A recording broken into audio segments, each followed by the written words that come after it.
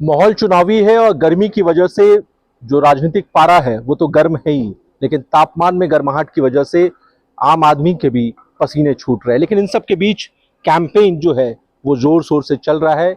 दोपहर की ये धूप है और हमारे साथ बातचीत के लिए मौजूद हैं झारखंड मुक्ति मोर्चा के महासचिव और पार्टी के थिंक टैंक सुप्रियो भट्टाचार्य। सुप्रिया, सबसे पहले तो आपका स्वागत है 99 के इस मंच पे, क्योंकि अक्सर हमने देखा है आपको प्रेस कॉन्फ्रेंस करते हुए आपके विरोधी करते हैं, कहते हैं आपके लिए कि प्रेस कॉन्फ्रेंस वाले बाबा हैं, लेकिन आज स्पेक्स के साथ एक नए लुक में और माहौल काफ़ी, हम कह सकते हैं दिन का ये वक्त है, लेकिन आपके जो विरोधी हैं, खासकर मैं नाम कोट करूंगा, प्रधानमंत्री, उन्होंने जो 2 दिन का उनका जो प्रवास हुआ है झारखंड में, उन्होंने दो टूक कहा आप लोगों के लिए कि ये जो भीड़ सामने देख रहे हैं, ये भीड़ आप लोगों के झारखंड मुक्ति मोर्चा और कांग्रेस को दिन में तारे दिखा रहे हैं।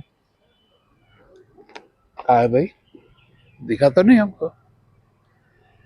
अरे लोगों का सोच बदल गया है। किनको किनके तारे दिखेंगे जिनको, वो 4 जून तक इंतजार कर ले।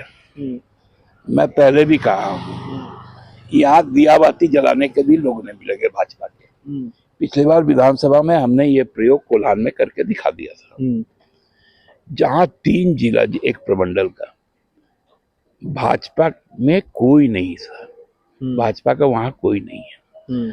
अब 3 लोकसभा उसी कोल्हान प्रमंडल में आएगा, चाहे वो सिंहभूम का हो, जमशेदपुर का हो और रांची का हो। वहां पर भी भाजपा साफ होगी तीनों लोकसभा क्षेत्रों में। तो इसलिए आप निश्चिंत जान लीजिए कि अब कोई चीज चलने वाली नहीं है। जो हताशा है प्रधानमंत्री जी की, वो साफ झलक रही थी कि ऐसा आदमी जो भ्रष्टाचार पे बोल रहा है। अरे आपके पार्टी के जितने यहाँ आपके कैंडिडेट हैं, जिसको आप दूसरों का भ्रष्टाचारी बता रहे थे, आज आपको उनको अपने पार्टी में ले आके टिकट देना पड़ रहा है, क्योंकि आपके पास में टिकट के लाले पड़े हुए हैं। लोग लड़ना नहीं चाहते हैं।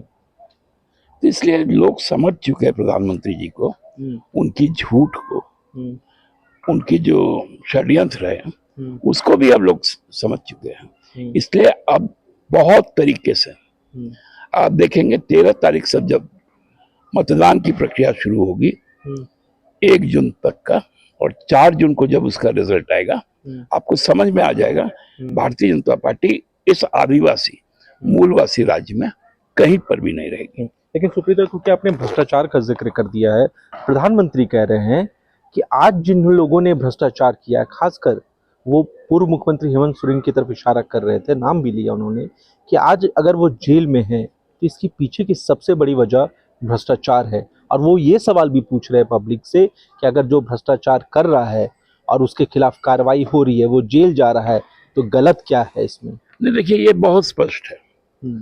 हेमंत सोरेन जेल में इसलिए है क्योंकि उसने भ्रष्टाचार से समझौता नहीं किया, और अजित पवार उप मुख्यमंत्री इसलिए है कि जिनको आपने 17,000 करोड़ का भ्रष्टाचारी बताया था और चक्की पिसिंग कर रहे थे, वो जैसे ही आपके पार्टी में उप मुख्यमंत्री बन गए आपके पार्टी के साथ, आप उनको जेल तो नहीं भेज पाएंगे ना। केजरीवाल जेल जाएगा, लेकिन केजरीवाल के को भेजने के पीछे जो दवा बनाने वाले लोग हैं, जिनके कारण आज तो मोदी जी जो वैक्सीन का सर्टिफिकेट है आप निकलवा लीजिए, पहले मोदी जी ने अपना चेहरा लगवाया था, और अब वही कंपनी कह रही है कि उससे मौत हो सकता है लोगों का। उन्होंने अपना चेहरा हटा लिया, लेकिन मैं तो सर्टिफिकेट रखा हूं। मेरा यदि हार्ट अटैक हुआ या ब्रेन हेमरेज हुआ, मैं तो अपने हेयर इनको बोलूंगा उस सर्टिफिकेट को दिखाकर आप मोदी जी पे FIR कीजिएगा। मतलब आप भी फैन हैं मोदी जी के? फोटो उनका रखते हैं साथ में? अरे उन्होंने जबरदस्ती थमाया था, हमने नहीं मांगा था, उन्होंने थमाया था। तो आज उनको ये जिम्मेवारी लेनी है ना, कौन लेगा इसका जिम्मेवारी? लेकिन वो तो ये कह रहे हैं कि जिस तरह से उन्होंने इस भाषण के दौरान ये भी कहा कि आज आप तमाम जो विपक्षी पार्टियां हैं, जिनको वो एक बार बार ये खुल के कह रहे हैं कि ये तमाम लोग भ्रष्टाचारी जो है वो इसलिए एक साथ एकजुट हो रहे हैं ताकि आगे जा करके वो और ज्यादा भ्रष्टाचार कर सके, और यही मोदी की गारंटी है कि भ्रष्टाचार पर नकेल। देखिए, उनके साथ जो लोग हैं, 10 साल तक उन्होंने उन लोगों को जिस प्रकार से फायदा पहुंचाया, खासकर 10-12 लोगों को, उद्योग समूह को, और जब उनका नाम लिया जाता है, उनका वर्थ पूछा जाता है, तब क्यों वो निरुत्तर हो जाते हैं? आखिर पिछला 14 में जिस हेलीकॉप्टर में वो घूमते थे, वो हेलीकॉप्टर किनका था? वो अदानी का था ना। उसके बाद तो प्रधानमंत्री बन गए तो सुरक्षा के कारण से उनको एयरफोर्स मिलने लगा। लेकिन आज भी यदि वो प्रधानमंत्री ना रहे तो किनका एयरलाइंस यूज करेंगे, किनका फ्लाइंग मशीन यूज करेंगे? केवल 2 कंपनी, या तो रिलायंस ग्रुप या अदानी ग्रुप। और ईमानदारी से कह दें कि वो दोनों का नहीं यूज करेंगे तो फिर हम लोग मान लेंगे इस बात को। तो बिल्कुल सुप्रीत जी, लेकिन इस बीच एक और महत्वपूर्ण सवाल ये भी है कि वो बार बार ये पूछ रहे हैं, क्योंकि अभी हमने हाल में हमने देखा जब राहुल गांधी ने रायबरेली से नॉमिनेशन किया, उसके बाद बीजेपी के तमाम नेता ये कह रहे हैं कि लगातार आप लोग कह रहे हैं कि राहुल गांधी विपक्ष के एक सबसे बड़े चेहरे के रूप में है, इसलिए सवाल ये उठ रहा है कि अमेठी छोड़ करके वो जैसे ही रायबरेली में उन्होंने नॉमिनेशन किया, अमित शाह ये कह रहे हैं कि रायबरेली में सीट भले उन्होंने बदल ली है लेकिन परिणाम वही होगा, हार उनकी तय है। ये तो जनता तय करेगी, मोदी जी तय नहीं करेंगे। और अमेठी को उन्होंने छोड़ा नहीं, अपने कार्यकर्ताओं को दिया। लेकिन वो तो कह रहे हैं कि डर के भाग गए। किससे डरेंगे? हार की डर से भागे हैं। कभी नहीं। इस देश में अटल बिहारी वाजपेयी 4 सीटों पर चुनाव लड़ा और चारों सीट हार गए, तो क्या वाजपेयी जी मोदी जी के नेता नहीं रहे? इस देश में ऐसा कौन नेता है? मैं 60 के पहले का बात नहीं कर रहा हूँ, 60 के बाद इंदिरा गांधी चुनाव हारी है, अटल बिहारी वाजपेयी चुनाव हारे हैं, लाल कृष्ण आडवाणी चुनाव हारे हैं, आपके मुरली मनोहर जोशी जी हारे हैं, राजनाथ सिंह जी चुनाव हारे हैं। सभी लोगों ने चुनाव हारने का काम किया, तो वो नेता नहीं रह गए क्या? बाबूलाल जी कई बार चुनाव हारे हैं, तो क्यों बनाए उनको प्रदेश अध्यक्ष? तो इसलिए बोलने के पहले सोचना चाहिए, क्योंकि मोदी जी की सोच तामाशाही सोच है, और एक तामाशा जब सोचता है वो खुद के बारे में सोचता है, जनता के प्रति नहीं। लेकिन वो तो ये कह रहे हैं कि झारखंड में पिछले बार 1-2 सीटें गलती से आप लोगों को आ गई थी, इस बार कह रहे हैं सुपड़ा साफ हो जाएगा, 14 की 14 सीटें बीजेपी की झोली में होंगी और एनडीए की झोली में, और आप लोग के झोली में होगा सिर्फ और सिर्फ 0। आप यही उनकी वाणी, उनका अहंकार, उनका तामाशाही का जवाब 4 जून को देंगे। उनको केवल इंतजार करने का है।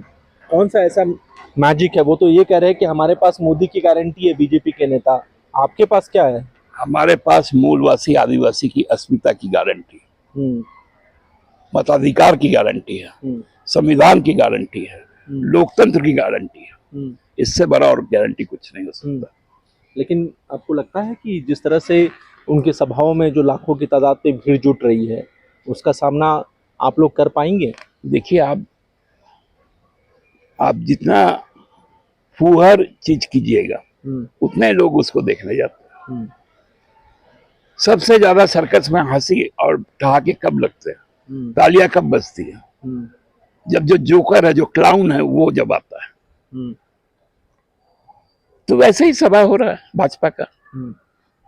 लेकिन इस बीच क्योंकि कई जगह पर हम लोगों ने जिस तरह से देखा कि झारखंड में क्योंकि चौथे फेज से कैंपेन की शुरुआत हो रही है, तो ये जो सीटें हैं चौथे फेज की अगर हम बात करें, यहाँ पर क्या होने जा रहा है?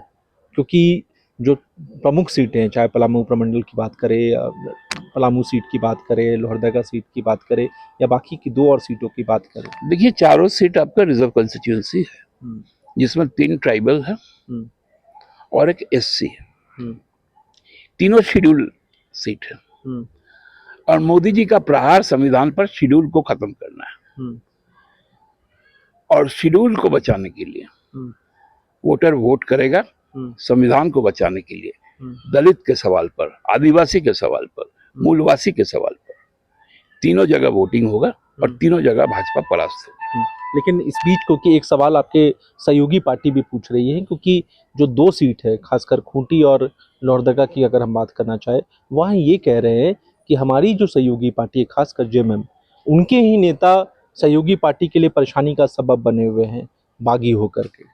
नहीं देखिए, मेरा सहयोगी पार्टी जानता है कि जो भी प्रत्याशी हैं वहाँ पर और पार्टी का वहाँ पर जो कंट्रीब्यूशन है वो असेसमेंट उनको करना पड़ेगा, और जब चुनाव में जीत होकर आएंगे उनके प्रत्याशी तो पहला धन्यवाद वो झारखंड मुक्ति मोर्चा को ही देंगे। मतलब आप कह रहे हैं क्योंकि अगर हम लोहरदगा का दादा अगर खासकर जिक्र करें तो वहां पर ये कैलकुलेशन तमाम जो पॉलिटिकल पंडित हैं वो ये कर रहे हैं, क्योंकि उसका जो इतिहास रहा है कि जब जब चमरा खड़े हुए हैं तब तक वो परेशानी का सबब बने हैं, वोट कट रहा है, और यही वजह है कि वहां पर बीजेपी अपने आप को बहुत ही कंफर्टेबल सिचुएशन में अपने आप को देख रही है।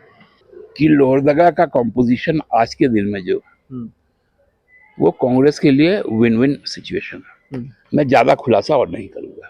लेकिन इस बीच दादा क्योंकि अब हम लोग 4 सीटों के आगे बढ़ते हैं, यानी 5वें चरण की तरफ बढ़ते हैं, जहां हम बात करें राजधानी रांची, इसके अलावा बाकी जो सीटें हैं, यहाँ पर अगर विधानसभा के हिसाब से भी अगर हम बात करें तो यहाँ आपका परफॉर्मेंस इस फेज के मुकाबले में थोड़ा सा डाउन था। इस बार लोकसभा में आप क्या देख रहे हैं? नहीं, अब तो पूरा एनालिसिस आपने किए होंगे। इसके बाद का जो मतलब 6 चरण की आप जो बात कर रहे हैं, जो हम 5वां चरण की बात कर रहे हैं। 5वां चरण में तो हाँ आपका हजारीबाग है। नहीं, आपने चूंकि उन सीटों का जिक्र नहीं किया। हाँ, हजारीबाग है, कोडरमा है और चतरा। कोडरमा में आपको गुणात्मक परिवर्तन देखने को मिलेगा। हजारीबाग में तो हम बहुत मजबूत स्थिति में, चतरा में संघर्ष है, लेकिन उस संघर्ष में विजय हमारी होगी, ये मैं कह सकता हूँ। आपको लगता है कि जो सहयोगी पार्टी है उसमें उम्मीदवारों के चयन में कहीं ना कहीं कुछ चूक हुई है? आपको लग रहा है कि इस तरह से जब एक गठबंधन बनाया गया था, इंडिया अलायंस बनाया गया था, तो ये काम थोड़ा और पहले होना चाहिए? वो चर्चा करने का समय अब नहीं है, नहीं, निकल चुका है। अब हमको चुनाव लड़ना है, एका के साथ चुनाव लड़ना। एक सवाल और ये भी है, क्योंकि जो आपका जो गढ़ है, यानी कि झारखंड मुक्ति मोर्चा का जिसे गढ़ मानते हैं हम, संथाल परगना की अगर हम बात करें, वहाँ क्या होने जा रहा दादा? क्योंकि हर सबकी नजरें आज के वक्त में संथाल परगना पे टिकी हुई है। आप निश्चिंत जान लीजिए कि संथाल परगना का जो निर्णय है वो अनधिकृत तौर पर घोषित है।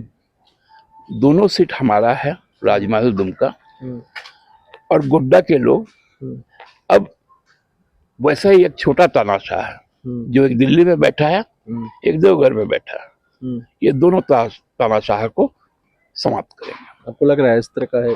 ऐसा ही परिस्थिति होगा। लेकिन इस बीच क्योंकि बीजेपी ने एक बड़ा दांव खेला और आप लगातार इस सवाल का कई बार जवाब भी देते रहे दुमका, लेकिन हाल के दिनों में 2 दिन पहले जो उनका एक ट्वीट आया गुरुजी को लेकर के, उसको लेकर हालांकि उन्होंने काफ़ी, हम कह सकते हैं कि खेद भी प्रकट किया, माफ़ी मांगा, ट्वीट डिलीट भी किया। क्या आपको लग रहा है कि ये रणनीतिक चूक हो गई बीजेपी कैंडिडेट से, आपके पुराने साथी से, और इसका परिणाम पर असर पड़ सकता है? नहीं देखिए, मैं आपको कह रहा हूँ कि भाभी अपनी भाषा नहीं बोल रही, भाजपा की भाषा है, और भाजपा का भाषा है परिवार को तोड़ो। और उसके बाद उनकी जो सफाई आई, हमको लगता है कि अब नैतिक तौर पर भाजपा उम्मीदवार जो वहां पर हैं उन्होंने अपनी हार स्वीकार कर ली है। मतलब क्या आपको लग रहा है कि दुमका में अब फाइट नहीं रह गया? अब कोई फाइट नहीं, वैसा कोई बड़ा चुनौती नहीं। हाँ, चुनाव के दिन तो चुनाव हो गई, लोगों को कुछ कुछ वोट तो मिलेंगे, लेकिन संघर्ष वहां नहीं। क्योंकि सुप्रीत, क्योंकि आप भी काफ़ी करीब से राजनीतिक समझ रखते हैं चीज़ों को और अपने पार्टी के लिए स्ट्रैटेजी भी बनाते हैं, ईमानदारी से बताइए कि इस बार का आंकड़ा क्या होगा? पिछले बार के चुनाव में 12-2 रहा था, इस बार क्या होगा स्कोर? कैसे बराबर करेंगे? भाजपा की यदि किस्मत बहुत अच्छी होगी तो जो 2019 का स्कोर था एनडीए का, वो होगा इंडिया का, और जो यूपीए का था, हमको लगता है कि वो बहुत अच्छा किस्मत होगा। तो तो वो होगा आपका भाजपा का, एनडीए का। क्योंकि इस बीच एक बाई इलेक्शन भी है, काफी चर्चा है। आपके विरोधी निशिकांत जी कह रहे हैं कि वहां तो मुख्यमंत्री बनाने की तैयारी चल रही है। नहीं देखिए, वहां पर तो निशिकांत जी क्या बोल रहे हैं उनको नहीं पकड़ना चाहिए, क्योंकि स्टैंड एलोन कॉमेडी करने वाले आदमी। लेकिन मुझे जो जानकारी मिली कि भाजपा का जो उम्मीदवार है वो घर से इसलिए नहीं निकल रहा है कि मुझे पेंशन तक नहीं मिलेगी, मैं चुनाव लड़ूं, पैसा लगाऊं, तब भी नहीं जीतूंगा तो पेंशन नहीं मिलेगा। यदि किसी तरह मतलब चुनाव जीत भी गया तो भी 2-3 महीने का विधायक रहूंगा तब भी पेंशन नहीं मिलेगा। तो वहां तो वाकओवर है, वहां कहाँ कुछ और है, कोई फाइट नहीं है। कहाँ फाइट दिख रहा है आपको। तो कुल मिलाकर अगर देखा जाए तो इस कठिन परिस्थिति में हेमंत सोरेन की गिरफ्तारी के बाद से लेकर के अब तक में एक आखिरी सवाल मेरा यही है, आप लोगों को क्या लग रहा है कि झारखंड की राजनीतिक ज़मीन में झारखंड मुक्ति मोर्चा कमज़ोर हुआ है, सरवाइव कर रहा है, मजबूत हुआ है, क्या हुआ है, अभी करंट पॉलिटिकल सिचुएशन क्या है? आपको तो मुझे लगता है कि आपका जन्म भी नहीं हुआ होगा, क्योंकि 72 के बाद ही आपका जन्म हुआ है, लेकिन झारखंड मुक्ति मोर्चा का जन्म 72 में हुआ। और जब झारखंड मुक्ति मोर्चा के जन्म के बाद उस पर किसी भी शक्ति का प्रहार हुआ है तो पार्टी और मजबूत होकर सामने आई है। आप निश्चिंत रहिए, झारखंड मुक्ति मोर्चा 5 सीट जीतेगी लोकसभा की, अपने सहयोगियों को सीट जिताएगी, और साथ साथ आप जान के चलिए 2024 में अगले 24 साल के लिए जनता हमें चुनेगी। चलिए सुप्रीत, आप अपने तब वक्त दिया इसके लिए बहुत बहुत धन्यवाद। जेएमएम के फायर ब्रांड लीडर और साथ ही साथ पार्टी के थिंक टैंक सुप्रीत भट्टाचार्य दावा कर रहे हैं कि 2019 के मुकाबले में इस बार का जो परिणाम है झारखंड के अगर परिप्रेक्ष्य में बात करें तो वो बिल्कुल रिवर्स होगा। अपने सहयोगी चंदन और उमेश के साथ मनीष मेहता, 99 न्यूज़ रांची।